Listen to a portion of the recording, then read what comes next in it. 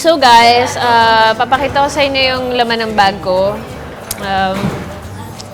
Medyo hindi ko to masyadong pinapakita sa tao, pero dahil hindi naman kayo iba sa akin, share ko na rin sa inyo. So, syempre, number one necessity yung cellphone ko. Wala lang siyang case ngayon, pero yan, syempre, kailangan to everyday. Tapos meron akong, ito ay pang-wipe ko sa, hindi, seryoso to! Talagang, pang-wipe siya dahil syempre, di ba, pag lagi ka nasa phone, tapos may makeup ka pa, tapos, or lalo na kung matagal ka nakikipag-usap, kailangan talaga to kasi lagi siyang nakadikit sa face mo. Tapos, shades, pang-artista. Tapos, lip balm. Ayan. Para sa mga...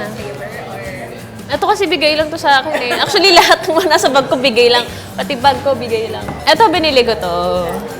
Wallet ko. Dati hindi ako nag-wallet kasi wala naman masyadong ilalagay. Pero syempre, habang tumatagal at tumatanda ka, mas marami kang pangangailangan. So, ito talaga yung kailangan sa... ano to? Lucky Charm. Tapos, charger. Yan. Siyempre, lagi akong low bat.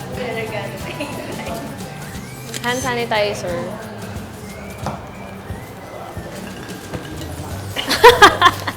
Lotion. Hand lotion. Tapos ito, katerno niya. Ito, binigay sa akin to nung kumanta ako sa concert ni Glock 9. Ito, mas maayos na suklay. Dalawa to kasi magkaiba sila ng texture. Pero ito kasi naputol. So, lagi silang magkasama dahil parehas naman sila ng brand. Headphones. Para sa music, syempre. Tapos, wala na, yun lang. Yung mints, pero wala na siyang laman, kakaubos lang. Pero, ayan, laging may mints din. Yun na, guys. Alam niyo na yung secret ko.